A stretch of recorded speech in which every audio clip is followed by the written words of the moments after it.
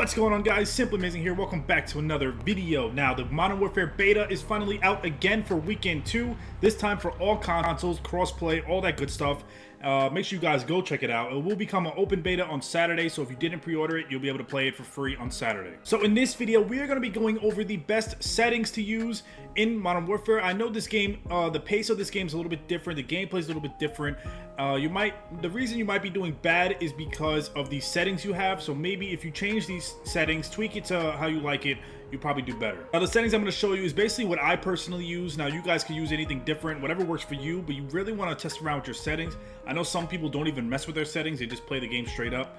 But yeah, it's nothing special, but let's just go over it. So I use the default for the button layout and the stick layout. Now, I know for the button layout, a lot of people like to use like tactical or, you know, I don't know if anyone uses these other stuff, but I just use default, and then I press square to flip it to L1, R1 to shoot. That's how it's been basically in the older Call of Duties, with the L1, R1 to shoot. I know now in most games it's L2, R2 to aim and shoot, but yeah, I always like L1, R1 to shoot, so I'm just gonna keep it at that. For sensitivity, they started me off at 2, I think. Yeah, I remember they started me off at 2, and I just upped it to 4. I'm not a type of person to play on high sensitivity, so I just keep it at 4. But, you know, if you're the type to play with high sensitivity, up that shit. I believe it goes all the way to 20, bro. If you play on 20, I salute you. For the ADS sensitivity multiplier for the marksman scopes and the rifles, I have 1.10. I only upped it by like 0.10, so that's not a big deal. I guess you could play around with that. Like I said, whatever makes you comfortable. I know the pace in this game is a little bit different. You just gotta get used to it. Now, one of the big deals is the aim assist. So they have 4 different types of aim assist. Well, 3 different types of aim assist, and you can disable it. So the standard one is traditional aim, slow down near target. So it's basically if you're running, you aim in at a target, your sensitivity will basically slow down to where you could have better aim at the person. They said that's traditional aiming. That's how it's been in every Call of Duty. So I just keep it on that. Now, precision is strong aim, slow down, that only kicks in when aiming closer to target, best for accurate players. Now, if you use precision, you gotta make sure your aim is spot on, because it's not gonna be like the standard traditional aim assist. You're gonna have to really like make sure your gun is actually on the person, and it's not really gonna, I know it says there it's gonna slow down once it's closer to target. It don't feel like it though, honestly. Like, it's hard to explain how it is. You just have to play with it and you could feel the difference. And then you have focusing that says strong aim, slow down, that also kicks in when narrowly missing target, best for players new to analog aiming. So if you've never played FPS before, or if you're not really good at first-person shooters, this is probably what you want to pick, because this is for beginners. So hopefully this could help you. But like I said, test out all of these. I used to play on precision and I did horrible. I guess my aim is trash because it's supposed to be for best accurate players, but I wasn't. I mean, I was sort of accurate, but not as good. So I put it back to standard, and I played a lot better. Now for the aim response curve type, they have standard, linear, dynamic. So the standard is single power curve map from aim stick to aim rate. Linear is aim stick maps directly to aim rate.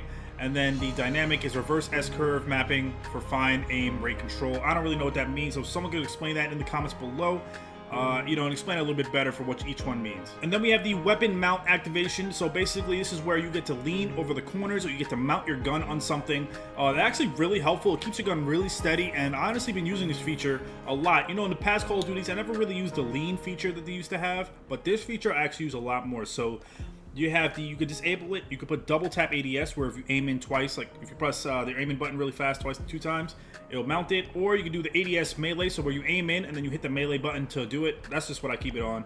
Or you can just have it do it automatically when you aim in. But I'm just gonna keep mine on ADS melee. Now we're gonna go over to general. Now I know I've seen a lot of people messing with their brightness. I know the way these maps are set up, it's really hard to see people, especially when they're in dark areas, and they put their brightness like all the way up to like 75. And it's just crazy because I don't know how they realize, like, you put 75 or higher, but I don't know how they realize it looks so, like, it just doesn't look good at all. So what you want to do is keep your brightness, because it doesn't affect anything in the game. It's still going to look the same. Your screen's just going to look more white. So I just put mine at 52. Then we have the safe area, of course. You guys know what that is. And then we have the film grain. Now the film grain, you want to turn off all the way. This will make it, you know, you just make it see better, hear better. It was quality. I believe it starts off at 1, so you just turn that down. They have colorblind type. If you're colorblind and you want to change it up, you could do that. They have, now the motion blurs, you want to take off completely. So I don't know why this will even be an option. So weapon motion blur, world motion blur, you want to disable it. As you guys can see from the picture, on the right side is when you have motion blur on. So it looks horrible because I mean, I don't know why anyone would honestly want that on their gun, but I highly suggest take that off and you'll experience a much better gameplay. Now the next thing is the audio. Now the audio is probably one of the most important things in the game because that's how you hear your teammates, especially with the minimap being so limited to where you can't see enemies that are shooting on the thing. So you really have to rely on footsteps and hearing a lot of stuff. So I know the main problem a lot of people have, what they're hearing their teammates' footsteps louder than the enemy's footsteps, which I sometimes get because sometimes I'll hear footsteps thinking it's an enemy and it'll be my teammate and it just confuses me and throws me off. So I don't know if that's something they could fix, but what you can do is change your audio thing. So they have headphones 1 makes your audio a little bit louder. Now if you want the loudest, I feel like I think it'll be TV1. Yeah, it's definitely TV1. So you can test around with this. Just try all of them. Right now I have the music volume lowered so you can't really hear the difference. But TV1 is by far loud. It's like as if you have an amp on, like an Astro amp, but you don't. So I just keep mine on headphones 1. That way it's not too loud, but it's still loud enough so I can hear everything. And then we have the hit marker sound effects. Now you could change it to the classic Modern Warfare sound effects if you guys played it back then. If you didn't play it back then, you're probably not going to know the difference. I already have the modern one. I keep mine on classic, of course. Chat volume, I just keep at 1. And then to enable crossplay, you go over here to account. You have to make an account, I believe. If you go to Activision account, you guys can see that I have my account set up. Activision ID is simply amazing. You can change your name to whatever you want.